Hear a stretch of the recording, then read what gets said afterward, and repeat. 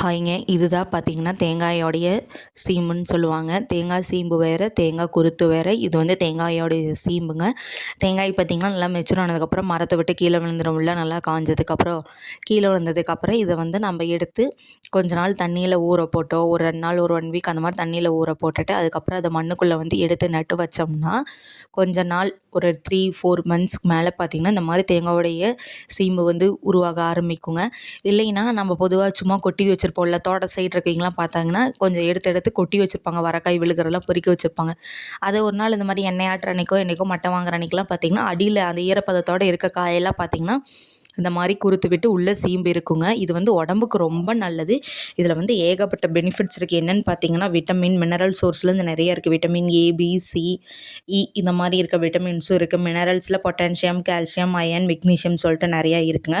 அது மட்டும் இல்லாமல் நம்ம உடம்புல இருக்க நிறைய டிசீஸ்க்கு வந்து இது ஒரு ஆன்டி ஆக்சிடென்ட்டாகவும் இருக்குங்க. என்னென்ன டிசீஸ்ன்னு பார்த்தீங்கன்னா chronic disease, cancer, heart disease, செரிமான பிரச்சனைகள், அதுக்கப்புறம் நம்ம பாடியில் வந்து எனர்ஜி லெவலை பூஸ்ட் பண்ணுறதுக்கு எல்லாத்துக்குமே இது யூஸ் ஆகுது. அதனால் முடிஞ்ச அளவுக்கு வெளியில் கிடைச்சாலும் வாங்கி சாப்பிடுங்க. உங்களுக்கு வீட்டிலேயே வளர்த்துறதுக்கான சோர்ஸ் கிடைச்சாலும் ஒரு 2-3 நல்லா தேங்காயை வரக்காயாக பார்த்து முளைக்க போட்டுங்க, ஊற போட்டு முளைக்க வச்சு ஹெல்த்தியாக சாப்பிடுங்க. முடிஞ்ச அளவுக்கு ஹெல்த்தியாக ட்ரை பண்ணலாம். பாய்.